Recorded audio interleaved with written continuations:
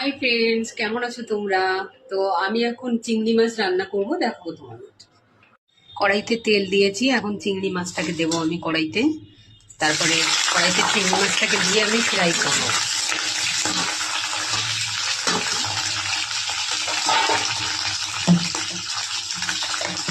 হালকা লবণ দিয়ে দেবো একটু, চিংড়ি মাছ ফ্রাই করতে হালকা লবণ দিয়ে দিয়েছি। আর একটু হলুদ দিয়ে দেবো। দেখুন, আমার কিচেন থেকে বাইরের ভিউটা অসাধারণ লাগছে।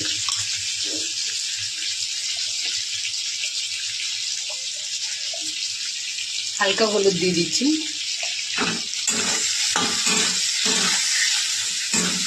চিংড়ি মাছটাকে বেশি ফ্রাই করবো না আমি। দেখুন, বেশি ফ্রাই করবো না চিংড়ি মাছটাকে।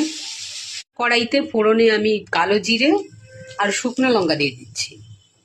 চিংড়ি মাছের জন্য আমি মশলা করে রেখেছি, এবার মশলার পেস্টটা আমি দিয়ে দেবো কড়াইতে। ভালো করে মশলাটাকে আমি কষাবো। এখন মশলাটা কষানো হয়ে গেছে, এবার চিংড়ি মাছটাকে আমি দিয়ে দেবো। এবার চিংড়ি মাছটাকে দিয়ে দিয়েছি।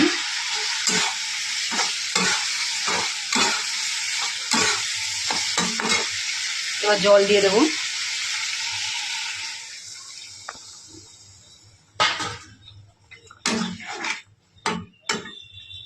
চিংড়ি মাছ রান্না আমার কমপ্লিট। এবার চিংড়ি মাছকে নামিয়ে নেব।